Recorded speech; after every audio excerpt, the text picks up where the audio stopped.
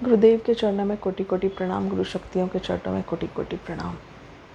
आज हम बहुत ही डिफरेंट टॉपिक, जैसे लास्ट टाइम हमने जो वीडियो बनाया था उसमें बताया था कि हम जन्म कैसे लेते हैं, क्या क्या फैक्टर्स हैं, और ये पॉइंट भी मैंने क्लियर कर दिया था कि हम ही हैं। हम यानी हम आत्मा हैं, हम ही हैं जो सब डिसाइड करते हैं हमारे जन्म के सारे इंसिडेंसेस, कौन सी फैमिली होगी, कौन सी बॉडी में हम जन्म लेंगे, कौन से देश में हम जन्म लेंगे, क्या कैरियर हम चूज़ करेंगे, कितनी सक्सेस मिलेगी। तो ऐसे ज़िंदगी के हर फैसले हम पहले ही सोल कॉन्ट्रैक्ट में लिखवा के आते हैं कि ये सब हम करेंगे इस जन्म में। और हर टाइम हर वक्त स्पिरिट गाइड्स होते हैं, हमारे आत्मा के मार्गदर्शक। जो भी आत्माएं मोक्ष पा लेती हैं वो स्पिरिट गाइड्स बनती हैं। तो वहाँ पे वो सारे लोग हमको एडवाइस करते हैं। और मैंने ये भी बताया था कि जब हम जन्म लेते हैं तो हम अकेले नहीं आते हैं, we are a group of souls. बहुत सारी आत्माएं जुड़ी होती हैं जो कि हमारे फैमिली, फ्रेंड्स, रिलेटिव्स बनते हैं। और ये सारी आत्माएं एक साथ धरती पे आती हैं, एक टाइम नहीं बट एक फेज़ में एक साथ होती हैं। वो कोई आगे पीछे आता है but yes in one phase. तो ये सब आत्माओं के साथ हमारा एक कॉन्ट्रैक्ट होता है, सोल कॉन्ट्रैक्ट, जिसे हम प्रारब्ध भी कह सकते हैं। हमारे संचित कर्मों में से इस जन्म में हम कौन से कर्म सहेंगे, कौन से सिचुएशंस में सहेंगे, हम सब कुछ लिखवा के आते हैं, जिसे हम सोल कॉन्ट्रैक्ट कहते हैं। अब ये प्रारब्ध में, ये सोल कॉन्ट्रैक्ट में ये भी डिसाइड हम करते हैं कि हम कब इस दुनिया से जाएंगे, हमारी मृत्यु कैसे होगी, हाउ वी विल डाई। तो आज हम डेथ, हमारा टाइम कैसे डिसाइड होता है, क्या क्या चीज़ें डिसाइड होती हैं, उसको डिस्कस करेंगे। तो जैसे हम सोल कॉन्ट्रैक्ट में लिखवाते हैं कि इस ज़िंदगी में हम लोग क्या क्या काम करेंगे, वैसे ही हर आत्मा का एक लेवल ऑफ कॉन्शियसनेस होता है, लेवल ऑफ अवेयरनेस होता है कि हर जन्म में हम उसको प्रोग्रेस करते हैं। मेन कंसेप्ट इंसान का जन्म, मनुष्य जन्म लेने का सिर्फ यही एक पर्पस होता है कि जो भी मेरा लेवल ऑफ कॉन्शियसनेस है उसको मैं एक स्टेप तो भी आगे करके जाऊं। पर जब हम जन्म लेते हैं और हम सब भूल जाते हैं, तब कहीं ना कहीं हमारे स्पिरिट गाइड्स, हमारे जो सोल कॉन्ट्रैक्ट में जो हमारी ग्रुप की आत्माएं हैं जो इस धरती पे जन्म लेती हैं हमारे साथ, वो कहीं ना कहीं हमें गाइड करती हैं। टीचर्स, फ्रेंड्स, कोई फैमिली मेम्बर्स के रूप में हमें वो रास्ता दिखाती हैं कि कैसे हमारा कॉन्शियस लेवल हमको बढ़ाना है। पर अगर हमारा कॉन्शियस लेवल नहीं बढ़ रहा हो या कॉन्शियस लेवल कम होने के चांसेस है, माया जाल में अटक जाते हैं। तो अगर हमारा कॉन्शियस लेवल कम होने के चांसेस है, मतलब हम बुरे कर्म ज़्यादा कर रहे हैं, क्लियरली अगर बोलें तो बुरे कर्म ज़्यादा कर रहे हैं और अच्छे कर्म कम हो रहे हैं, हमें वो अंडरस्टैंडिंग नहीं हो रहा है, डिफ्रेंशिएशन नहीं कर पा रहे हैं कि अच्छा क्या और बुरा क्या। तब हमारी आत्मा को तो पता होता है वो किस लेवल से आई है, और उसे अगर लगे कि लेवल मेरा कम हो रहा है, ये शरीर मेरी बात नहीं सुन रहा है। हम कहते हैं ना, मेडिटेशन के थ्रू हमें आत्मा की आवाज़ सुनाई देती है, स्पिरिट गाइड्स की आवाज़ सुनाई देती है, इंट्यूशन, सिक्स सेंस ये स्ट्रॉन्ग होता जाता है। पर अगर ये कुछ भी हम ध्यान नहीं दे रहे, हम इस बात को नहीं मानते हैं, तो आत्मा जानती है कि अब और आगे जीने में हमारा लेवल डाउन हो सकता है। तो स्पिरिट गाइड्स के एडवाइस पे आत्मा निकल जाती है, हमारी डेथ हो जाती है। तो ऐसे ना प्रारब्ध में, सोल कॉन्ट्रैक्ट में हम 3 एग्जिट पॉइंट्स लिखवा के आते हैं। मतलब हमारे लाइफ में ऐसा नहीं है कि 3 ही होगा, हो सकता है कि एक ही एग्जिट पॉइंट है कि फर्स्ट टाइम ही आपको चांस मिला और आप चले गए दुनिया से। हो सकता है आपने 2 पॉइंट्स लिखवाएं कि 2 मौके हैं जहाँ पे मैं चेक करूँगी मेरा लेवल ऑफ कॉन्शियसनेस क्या है, बढ़ने वाला है या कम होने वाला है। अगर चांसेस नहीं है तो हम निकल जाएंगे। तो ऐसे पॉइंट 1, पॉइंट 2, पॉइंट 3, हमारी ज़िंदगी में 3 मौके, 3 वक्त, 3 योग ऐसे आता है कि जब इंटरनली हमारी आत्मा चेक करती है, और अगर नहीं है ग्रो होने के चांसेस तो नीचे गिरने से अच्छा आप निकल जाओ। हम गेम्स वगैरह खेलते हैं ना, 3 चांसेस मिलते हैं, 3 लाइफ मिलती है हमको कि अगर आप हार गए, 0 हो गया, या डूब गए, या वो गेम में हम मर गए तो वापस ज़िंदा हो सकते हैं। तो 3 चांसेस, ऐसे हमारे लाइफ में भी 3 चांसेस हमें मिलते हैं। कौन बनेगा करोड़पति हम देखते हैं, क्योंकि एक लेवल आता है कि इस लेवल पे अगर आपने गलत जवाब दिया तो आप ज़ीरो मनी लेके जाओगे, या मिनिमम जो भी था 2 लाख 3 लाख वो लेके जाओगे। तो ऐसे लेवल पे अगर आत्मा को आके लगता है कि अगर ये अगला स्टेप मैंने गलत किया तो मेरा पूरा डाउन हो सकता है, तो उसी लेवल पे आत्मा एग्जिट कर लेती है। तो टोटल 3 चांसेस हमें एग्जिट के मिलते हैं, जो कि हम ही डिसाइड करके आते हैं। और हम का मतलब आत्मा। तो जब आत्मा डिसाइड करके आती है ये 3 पॉइंट्स, तो हर बार आत्मा का ही फ्री विल होता है। स्पिरिट गाइड, सोल कॉन्ट्रैक्ट वाले जो दूसरे सोल्स हैं वो सारे उसके एडवाइज़र्स होते हैं जो उसको समझाते हैं, पर लास्ट डिसीजन आत्मा का ही होता है। तो हम देखते हैं कि कभी कभी अच्छे खासे लोग होते हैं, इतने अच्छे इंसान होते हैं, और अचानक से वो रात को सोते हैं, सुबह उठते ही नहीं है। जब स्पिरिट गाइड्स और उनकी जो मीटिंग टाइप एक होती है, तो वहाँ पे उन्हें पता चला कि आगे मेरा डिक्लाइन ही है, यही मेरा बेस्ट ज़िंदगी का है, तो आगे अगर प्रोग्रेस होने वाली नहीं है तो ये लाइफ वेस्ट करके क्या फ़ायदा। इससे अच्छा हम क्या करते हैं, रीस्टार्ट करते हैं गेम को। तो इस तरह से वो एग्ज़िट पॉइंट पे वो निकल जाते हैं। कभी कभी ऐसे होता है कि इतनी सीरियस बीमारी होती है या इतना सीरियस एक्सीडेंट होता है, फिर भी वो इंसान बच जाता है, क्योंकि अगेन हम कहते हैं उसका विल पावर बहुत अच्छा था इसलिए वो बच गया। मतलब आत्मा ने डिसाइड किया था कि नहीं, इस पॉइंट पे मैं एग्जिट नहीं करूँगा, मुझे और भी बहुत कुछ काम अभी ज़िंदगी में करना है। तो फर्स्ट एग्ज़िट आपने रिफ्यूज़ किया, सेकेंड एग्ज़िट भी आपने रिफ्यूज़ कर दिया, तो थर्ड जो एग्ज़िट होगा वो फाइनल होगा। उसके बाद आत्मा के पास कोई चॉइस नहीं रहता, क्योंकि वो लिखवा के आए कि थर्ड में तो हम जाएंगे ही जाएंगे। तो इसी तरह जब आत्मा बॉडी से एग्जिट कर लेती है, जब हम मर जाते हैं, तब फर्स्ट स्टेप जो होता है, जो भी मेडिटेशन करते हैं उन्हें पता होता है कि मेडिटेशन में जब हम आँख बंद करके बैठते हैं तो हम एस्ट्रल ट्रैवल करते हैं, हम यूनिवर्स में ट्रैवल करते हैं, कि हम अपने शरीर को ही देखते हैं और ऊपर से हम देखते हैं। तो वो हमारा सूक्ष्म शरीर होता है, और वो सूक्ष्म शरीर हमारे शरीर से एक सिल्वर थ्रेड से कनेक्टेड होता है, जिसको हम कहते हैं एस्ट्रल कॉर्ड।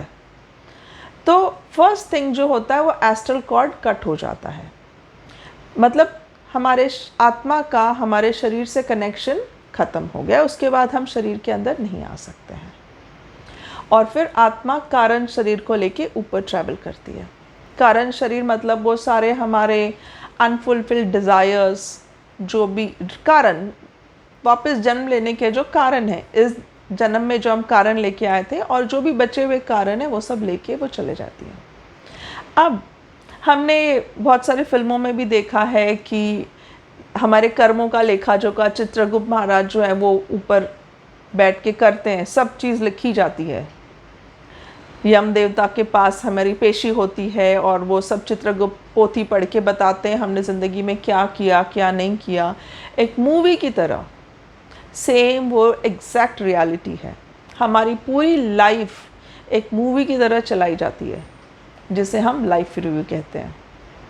आप लाइफ रिव्यू कह सकते हो, आत्मनिरीक्षण कह सकते हो, या चित्रगुप्त का जो बही खाता है वो पढ़ना है, वो हम कह सकते हैं। इसे कुछ लोग आकाशिक रिकॉर्ड्स भी कहते हैं। आकाश में हमारे जो रिकॉर्ड्स हैं, हमारे पूरा हर कर्मों का लेखा जोखा, इस जन्म का नहीं, पूरे पिछले सारे जन्मों का लेखा जोखा जो है एक लाइब्रेरी जैसा होता है, उसे कहते हैं आकाशिक रिकॉर्ड्स। कुछ साइकिक होते हैं जिनके पास स्पेशल पावर्स होता है, या मेडिटेशन के थ्रू में वो पावर आता है, वो आकाशिक रिकॉर्ड्स आपके स्टडी भी कर सकते हैं। तो ये जो आकाशिक रिकॉर्ड्स हैं वो बेसिकली आपने जो सोल कॉन्ट्रैक्ट में एग्री किया था कि ये काम हम जाके करेंगे, और वो काम करने में आप कितने सक्सेसफुल हुए, कितनी आपकी फेलियर्स हुई, और वो काम करते करते, देखो हम धरती पे आते हैं, जन्म लेते हैं, तो हम अच्छे कर्म भी करते हैं, बुरे कर्म भी करते हैं। तो वो पर्पस, लाइफ पर्पस करने के लिए आपने कितने अच्छे कर्म किए और कितने बुरे कर्म किए, सब आपके सामने प्ले होता है। और जैसे हमारे धर्म में है स्वर्ग है, नर्क है, अच्छे कर्म करेंगे तो हमें स्वर्ग मिलता है, बुरे कर्म करते हैं तो हमें नर्क मिलता है। तो स्वर्ग और नर्क का कंसेप्ट क्या है? जब वो लाइफ रिव्यू चलता है, जब हमारी जो पूरे ज़िंदगी की मूवी चलती है, उस वक्त ऐसा कोई सीन आया जहाँ पे हमने किसी का दिल दुखाया है, किसी को गुस्सा किया, किसी को हर्ट किया। तो जब हम किसी को हर्ट करते हैं तो उस इंसान को हम दुख देते हैं, उसे कुछ फील होता है, दुख फील होता है, कभी वो रोता है, कभी हमें कोसता है, तो उसकी जो फीलिंग है वो हम खुद फील करते हैं विथ इंटरेस्ट, एम्पलीफाइड फीलिंग। मतलब उसने अगर इतना दुख फील किया होगा तो हम इतना दुख फील करेंगे। उसे कहते हैं नर्क। हमारे कर्म हमें ही भोगने हैं, ये कोई पनिशमेंट नहीं है। ये जो आपने किया ये आपको दिखाया जाता है ताकि आप इंटेंसिटी रियलाइज़ कर सको। सिमिलरली अगर आपने किसी को हेल्प की, किसी की मदद की, किसी को अच्छा एडवाइस दिया, किसी को सपोर्ट किया, तो उस इंसान के मन में जो खुशी होती है, जो ग्रैटिट्यूड फील होता है, तो वो सीन जब चलेगा तब आपको उससे भी एम्पलीफाइड खुशी, उससे भी ज़्यादा खुशी हम फील करेंगे। वो होता है स्वर्ग। तो स्वर्ग और नर्क का जो कंसेप्ट है वो ऐसा नहीं है कि यहाँ पे लेफ्ट में स्वर्ग है, राइट में नर्क है और आप किसी एक जगह जाओगे। आज हम सुबह अगर अच्छे कर्म करते हैं तो दोपहर को बुरे करते हैं, शाम को फिर अच्छे करते हैं। तो इन अ डे ही हम अच्छे बुरे कर्मों का मिक्सचर करते हैं। तो वहाँ जाने के बाद भी हम किसी एक जगह को बिलोंग नहीं कर सकते। पॉजिटिव कर्म और नेगेटिव कर्म का अकाउंट अलग होता है, हमें दोनों भी सहने पड़ते हैं। आप कितने भी दान पुण्य करो, कितना भी पूजा पाठ करो, आपने जो गलत किया है वो आपको उस वक्त लाइफ रिव्यू के वक्त आकाशिक रिकॉर्ड्स के थ्रू पता चलेगा ही चलेगा और वो आप फील करोगे। इसमें जब हम फील करते हैं तब ऐसा नहीं होगा कि आप जजमेंट दे रहे हो या आप सफाई दे रहे हो, वो कुछ भी वहाँ पे नहीं होता। वहाँ पे सिर्फ सीन चलता है और जो गलत है, जो सही है, वो सब प्री डिसाइडेड होता है। और इसीलिए बहुत बार ज़िंदगी जीते वक्त हमें कोई ऐसा एडवाइज़र चाहिए जो मुझे बताए कि ये जो मैं बदला ले रही हूँ, ये जो मैं किसी को हर्ट कर रही हूँ या जो मैं उल्टा जवाब दे रही हूँ, अपने हक के लिए लड़ रही हूँ, ये लड़ना, ये जवाब देना, ये सारी चीज़ें सही है या गलत है, कब मुझे ये नहीं करना चाहिए और कब मुझे ये करना चाहिए। तो एक ऐसा मेंटर, एक ऐसा गाइड, एक ऐसे जीवंत गुरु जो आपके आकाशिक रिकॉर्ड्स पढ़ सकते हैं, जो बता सकते हैं कि आपके सोल कॉन्ट्रैक्ट में आप क्या लिखवा के आए हो, वो यहाँ आपको एडवाइस कर सकते हैं कि नहीं, जवाब नहीं देना है, आप कॉन्ट्रैक्ट में लिख के आए थे, आप ये सीख के जाओगे, चुप रहना सीख के जाओगे, सहना सीख के जाओगे, तो आप अभी जवाब नहीं देंगे। इसलिए जीवंत गुरु की बहुत ज़रूरत होती है। और जीवंत गुरु के सानिध्य में जब हम मेडिटेशन करते हैं, तब धीरे धीरे जब हम आध्यात्मिक प्रगति करते हैं, तब हम खुद भी अपने आकाशिक रिकॉर्ड्स पढ़ सकते हैं और हमें खुद ही अंदर से पता चलता है। जब हम मेडिटेशन में बैठते हैं, ड्रीम्स के थ्रू या ऐसे एक इंट्यूशन आता है, एक थॉट आता है जिसके थ्रू में हम पता चलता है कि मुझे क्या करना है, क्या सही है, मैंने क्या गलत किया जो मुझे नहीं करना चाहिए था। तो यहीं रहते हम उसका प्रायश्चित कर सकते हैं। या जब हम सुबह मेडिटेशन करते हैं तो हम एक लाइन ज़रूर बोलते हैं, फॉरगिव, मतलब मैंने अगर किसी का दिल दुखाया तो मुझे माफ़ करो, और मेरा भी दिल किसी ने दुखाया तो मैं भी उसे माफ़ करती हूँ। तो ये जो 2 लाइन हम बोलते हैं, ये बहुत मन से बोलना चाहिए ताकि ऊपर जाने के बाद लाइफ रिव्यू में आपका वो कर्म रजिस्टर ना हो। तो वहाँ सहने से अच्छा है हम यहीं कम अमाउंट में सह के जाएं, क्योंकि यहाँ अगर हम एक सॉरी नहीं बोलेंगे तो वहाँ आपको मल्टीप्लाइड बाय 1000 टाइम्स वो फील आपको करना पड़ेगा। इसे हम personal heaven and personal hello भी कह सकते हैं। अब यहाँ पे भी हर वक्त आत्मा के साथ स्पिरिट गाइड्स होते ही हैं, उनके एडवाइज़र्स होते ही हैं। हमारे जो पूर्वज हैं, जो हमसे पहले गुज़र चुके हैं, वो भी आपको संभालने आते हैं, वो भी आपको समझाने आते हैं, आपका साथ देने आते हैं। तो आत्मा कभी भी अकेली नहीं होती। स्पिरिट गाइड्स, जैसे मैंने कहा कि हर पल आपको समझाते हैं, जब आप नर्क में भी हो, जब आप स्वर्ग में भी हो, मतलब जब आप अच्छा फील कर रहे हो, बुरा फील कर रहे हो, तो हर वक्त आपको समझाया जाता है कि दिस इज़ द प्रोसेस, हम सब हैं साथ में। और उसके बाद ये पूरा जो लाइफ रिव्यू का प्रोसेस है, उसके बाद आपका हीलिंग, आत्मा की हीलिंग, रिफ्लेक्शन, वो सब, मतलब एक तरह से आपकी काउंसलिंग की जाती है। होता ना, जब हम टूर से आते हैं, घूम फिर के आ गए, अब हम बहुत थक गए, तो हम थोड़ा आराम करेंगे, कभी होता है कि पानी चेंज हुआ, तबीयत ख़राब हो गई तो थोड़ी दवाइयाँ वगैरह लेके नॉर्मल जो भी है हम रिलैक्स करते हैं, हल्का फुल्का खाना खाते हैं। That means we are healing and relaxing. वैसा ही सेम प्रोसेस आत्मा जब पृथ्वी पे जी के आती है, पूरा चक्कर लगा के आती है, तो अब वो आत्मा रिलैक्स करती है।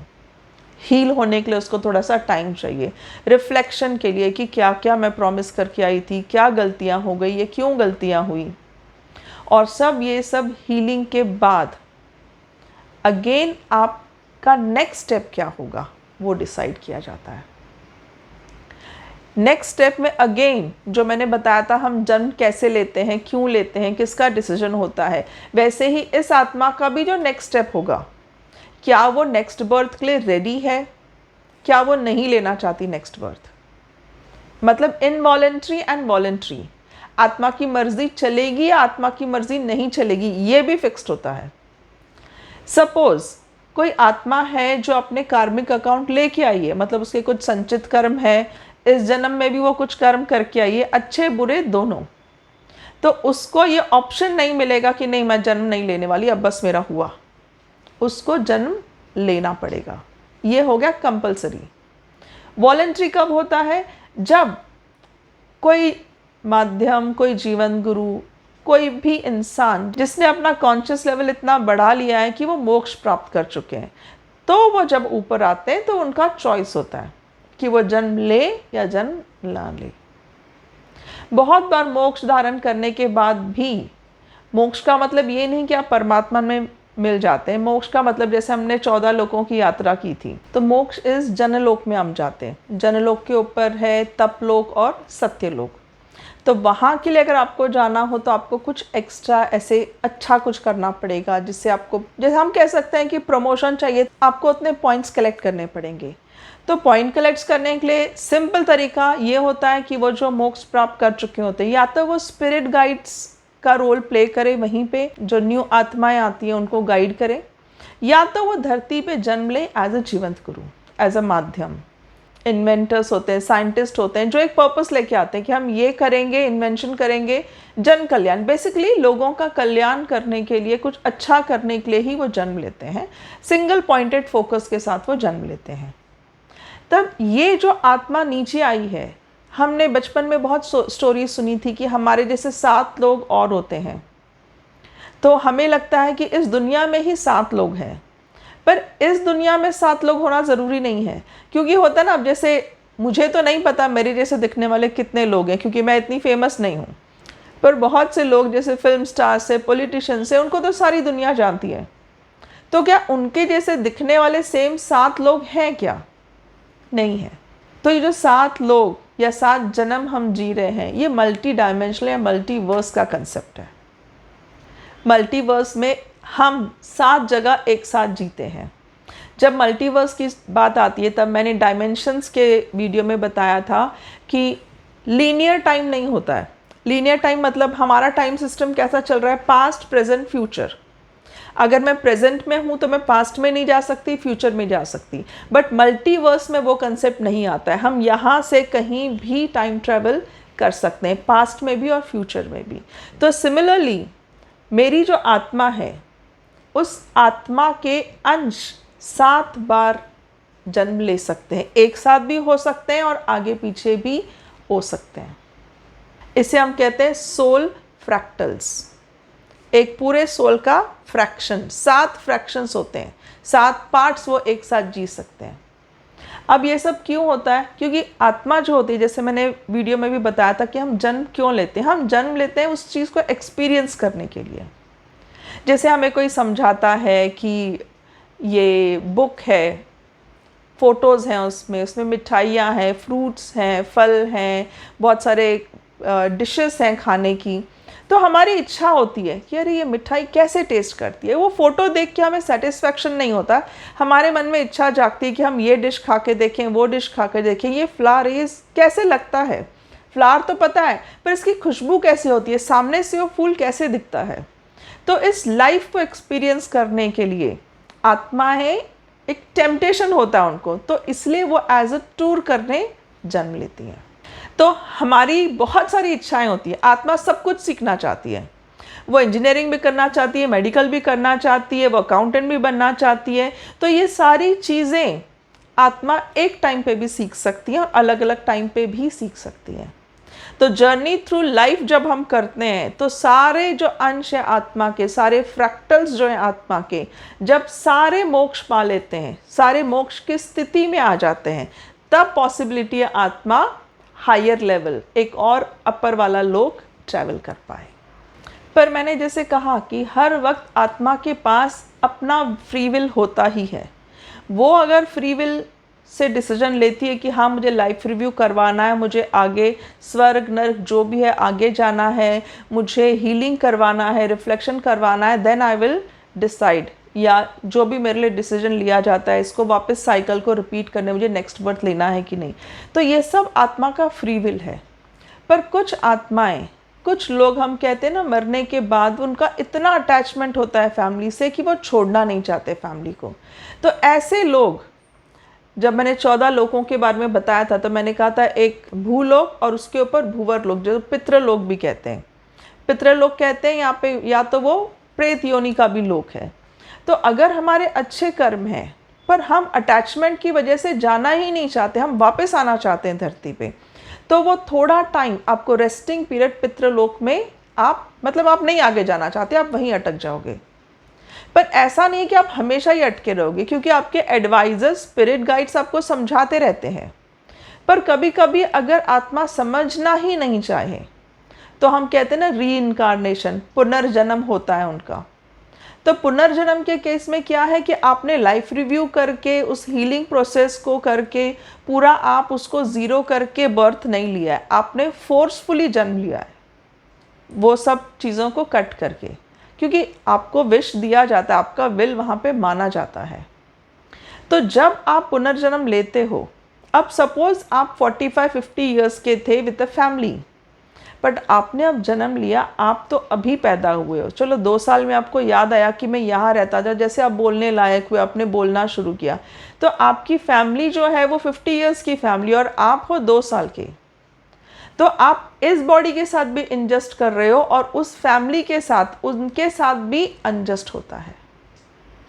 तो जस्टिफिकेशन कहीं भी नहीं रहता है, ना वो आपका पर्पस सॉल्व करते हैं, क्योंकि आप अटक जाते हो, आप इस फैमिली में, इस लाइफ का, इस पर्पस का आप निभा ही नहीं पाते हो। और उस लाइफ का जो पर्पस है उसके लिए आपकी एज बड़ी होनी चाहिए, पर आप अभी 2 ही साल के हो। तो it is just a mess, क्योंकि आप नेचर के अगेंस्ट जा रहे हो। सिमिलरली ये तो हो गया अटैचमेंट, मोह, एक हम कहते हैं इतना नेगेटिव नहीं है ये, पर बहुत ज़्यादा नेगेटिव में जब लोग जाते हैं, बदले की भावना से जो जीते हैं, तो उनको फिर कोई और योनि नहीं मिलती। जो लोग प्रेत योनि में जाते हैं वहाँ पे भी, जैसे हम कहते हैं ना कि एक एक लोक है, तो एक एक लोक में, जैसे मैं फर्स्ट फ्लोर पे रहती हूँ, कोई सेकंड फ्लोर पे रहता है, तो फर्स्ट फ्लोर से सेकंड फ्लोर तक जाने के लिए मुझे 10 स्टेप्स चढ़ने पड़ते हैं। वैसे भी हर लोक में, महर लोक हो, जन लोक हो, तप लोक हो, हर लोक में अलग अलग डिविजन से, अलग अलग लेवल्स हैं। वैसे ही पितृलोक हो या प्रेत योनि हो, वहाँ पे भी अलग अलग लेवल्स है। जितना आपका नेगेटिव कर्म होगा उतना ज़्यादा आपके जो हम कहते हैं नर्क है, या जो भी आप सहते हो वहाँ पे नेगेटिव सहते हो, क्योंकि जो हम नेगेटिव लेके जाते हैं वो हमें ही सहना पड़ता है। तो वो जो हम भटकती आत्माएं होती हैं वो सब, उनका इंटेंसिटी अलग अलग बढ़ती जाती है। बट अगेन हर किसी को तब भी स्पिरिचुअल गाइड्स होते हैं, उन्हें रेगुलरली एडवाइस किया जाता है, उन्हें समझाया जाता है, कभी ना कभी वो समझ ही जाते हैं। और इसलिए जितना हो सके फॉरगिव एंड फॉरगेट इसी जन्म में करके जाएं, क्योंकि हम कितना भी कहें कि मरने के बाद किसने देखा है, मरने के बाद क्या होता है, इसी जन्म में जी के ऐश करो, खाओ पियो, मज़े करो। पर जब भी हमारे घर में कोई गुजरता है तो हम एक दिन, फिर 3rd डे, फिर 10th डे, फिर 13th डे, 13वीं वगैरह हम क्यों करते हैं प्रोसेस? क्योंकि हम मानते हैं कि आत्माएं हैं, 13 दिन तक वो हमारे साथ रहती हैं, और उन 13 दिनों में जब हम गरुड़ पुराण पढ़ते हैं, उनके लिए भोज करते हैं, तो ये एनर्जी उनको मिलती है। सपोज उनके पास इनफ एनर्जी नहीं है डीअटैच होके जाने की, तो जब हम तर्पण करते हैं तब हम उनको अपने से कट करते हैं कि हमने अपनी तरफ से कट कर दिया, अब वो जाएं। हम उनके नाम से खाना खिलाते हैं, वो एनर्जी उनको मिलती है और वो आगे जाते हैं।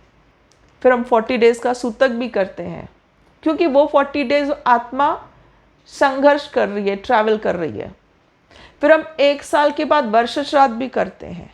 तो अगर हम नहीं मानते कि मरने के बाद कुछ और होता है, तो हम ये हर साल क्या करते हैं? हम मानते हैं पर हम उसको रजिस्टर नहीं करते, हम अवेयर नहीं हैं। तो मेडिटेशन आपको आपके ही लाइफ में हेल्प करता है, आपकी ही life and life after death.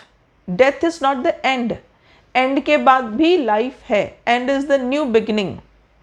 उस वक्त आपको न सहना पड़े तो कितना ज़्यादा हो सके आप इधर ही अकाउंट सेटल करके जाओ। न किसी का दिल दुखाओ, न किसी के बोलने पे आप अपना दिल दुखाओ। हर किसी को एक्सेप्ट करो, जो जैसा है उसे एक्सेप्ट करो। हर कोई परफेक्ट नहीं हो सकता। ये सारी चीज़ें आपको आफ्टर लाइफ हेल्प करेंगी, आपका कॉन्शियस लेवल इतना बढ़ाएगी कि हो सकता है इसी जन्म में आप एक हायर कॉन्शियस लेवल से जुड़ सकते हैं। और ये सारे कंसेप्ट्स सनातन धर्म में बहुत डिटेल में दिया है। वेस्टर्न कंसेप्ट्स में ये सब चीज़ें नहीं है, 13th डे ये सब नहीं फॉलो करते हैं वो लोग। इसलिए वो मानते हैं कि जो हुआ वो आज हुआ और ख़त्म, ये ज़िंदगी जियो और ऐश करो। पर हमारे इसमें हर चीज़ मेंशन्ड है। ये सब गरुड़ पुराण में भी लिखा हुआ है। हम किसी भी हमारे जो भी वेद पुराण है उनमें भी सब में मेंशन्ड है ये आफ्टर लाइफ। जो लोक अलग अलग हैं, किस लोक में कैसे पहुंचा जाता है, मोक्ष क्या होता है। हमें चित्रगुप्त पता है जो हमारे कर्मों का लेखा जोखा करते हैं। पर हमारा कंसेप्ट ऐसा है ना कि हमें लगता है कि सपोज मैंने किसी को गुस्सा किया, मैंने किसी का मजाक उड़ाया, तो हमें लगता है अगर वो इंसान मजाक सह रहा है तो मेरा बुरा कर्म कुछ हुआ ही नहीं। अगर वो इंसान मुझसे उल्टा बोलता है या वो इंसान मुझसे झगड़ा करता है तो ही मैंने कुछ गलत किया। अगर वो हंस के टाल देता है मतलब मेरा कुछ गलत कर्म नहीं हुआ। पर आपका कर्म सही है या गलत वो उस इंसान के हाथ में नहीं है। ये ऊपर जो सीसीटीवी चल रहा है, चित्रगुप्त महाराज जो लिख रहे हैं वहाँ पे आपके कर्मों का लेखा जोखा, उसमें सब रजिस्टर होगा कि आपने कितने जनों को बुली किया, आपने कितने जनों को सताया, आपने कितने जनों का मजाक उड़ाया, आपने कितने जनों को बिना वजह गुस्सा किया। वो हर चीज़ हमें मल्टीप्लाइड होके वहाँ सहनी पड़ती है। कुछ लोग सुसाइड अटेम्प्ट करते हैं कि जो चैलेंजेस है लाइफ के वो फेस नहीं कर पाते हैं। तो ये जो सुसाइड अटेम्प्ट है ना, इसको अगर हम हमारी लैंग्वेज में देखें तो हम इसको क्या कहते हैं, आत्महत्या। मतलब वो इंसान जो है जो सुसाइड करता है उसने अपने आत्मा की ही हत्या कर दी। मतलब इन शॉर्ट सिंपल टर्म्स में हम कहें तो वो आत्मा की आवाज़ नहीं सुन रहा है और पूरा शरीर भाव में ही वो इंसान जी रहा और उसने डिसाइड किया कि आई विल डाई। तो ये उसने नेचर के अगेंस्ट किया। जो हम 1 2 3 एग्जिट पॉइंट्स लिखा के आए थे उसने उनको माना नहीं और उसने खुद ही डिसाइड किया, शरीर ने डिसाइड किया कि मैं इस वक्त एग्जिट कर लूँगा। तो this is against the nature, against the law, against the soul contract जो आप वहाँ पे लिखवा के आए थे। तो इन लोगों को अगर इतना भी हम अवेयरनेस रखें कि अगर सुसाइड कर रहे हैं तो हमें लग रहा है ये प्रॉब्लम्स हम नहीं सह पा रहे इसलिए हम निकल जाते हैं। पर आप अगर बिना सहे निकलोगे तो ये मल्टीप्लाइड हो के अगला जन्म आप यहीं से शुरू करोगे और इमीडिएटली आपको अगला जन्म मिलेगा भी नहीं। जब लाइफ रिव्यू, स्वर्ग, नर्क ये सब प्रोसेस होता है तो ऐसे लोगों के लिए बहुत लंबा प्रोसेस होता है क्योंकि बहुत सारी नेगेटिविटी लेके वो ऊपर जाते हैं। तो उनका जो वो पीरियड होता है, हम कह सकते हैं नर्क का पीरियड जो होता है, जो सहने का पीरियड होता है, वो बहुत ही बड़ा होता है। सिमिलरली जो लोग ब्लैक मैजिक करते हैं, जादू टोना करते हैं, या एक ब्लैक मैजिक नहीं भी कहें, किसी को अपने वश में करने के लिए कोई हमारा माने, हम किसी से कुछ पाउडर वाउडर ले आते हैं उनको खिलाते हैं, बहुत होता है ये, ताकि बच्चे हमारा माने, बेटे हमारा माने, सास हमारा माने। तो ऐसा जो लोग करते हैं उन्हें भी मरने के बाद वो जो नर्क वाला जो पीरियड होता है ना, वो बहुत बड़ा होता है। मैक्स इतने बुरे कर्म वो इकट्ठा कर रहे हैं, इतने नेगेटिव कर्म वो इकट्ठा कर रहे हैं कि उन्हें उस बात का रियलाइजेशन ही नहीं है। क्योंकि अगेन हम अगेंस्ट द नेचर जाके सामने वाले को फोर्स करते हैं कि तू हमारी बात मान, हमारा सुन और हमारे हिसाब से कर। ये आपके सोल कॉन्ट्रैक्ट के भी अगेंस्ट है। ये सारे लोग वो होते हैं जिनका बिल्कुल भी आध्यात्मिक प्रगति नहीं हुआ है। इन्हें मेडिटेशन करना चाहिए, जीवन गुरु के सानिध्य में जाना चाहिए, तो कि उन्हें पता चले कि आत्मा से जब हम कनेक्ट होते हैं तो अंदर से ही हमें गाइडेंस मिलता है, व्हाट इज सही, व्हाट इज रॉन्ग। और इसीलिए मेडिटेशन बहुत बहुत ज़रूरी है। इमेजिन कीजिए कि हम बचपन से बच्चों को मेडिटेशन सिखा रहे हैं। जैसे पुराने ज़माने में गुरुकुल सिस्टम होता था, वो क्यों होता था? क्योंकि पुराने ज़माने में बचपन से ही उनको क्या एक आध्यात्मिक दृष्टिकोण दिया जाता था, एक मेडिटेशन, ध्यान, उनका लाइफ पर्पस उनको पता चलता था। वो अपनी आत्मा से कनेक्ट हो जाते थे। सोल कॉन्ट्रैक्ट उनको पता चलता था, प्रारब्ध में मैं क्या लिखवा के आया हूँ, ये समय समय पर आत्मा उनको बताती रहती है। आत्मा से कनेक्ट हो जाने का मतलब ये नहीं है कि अभी पूरी लाइफ स्टोरी मुझे पता है, नहीं।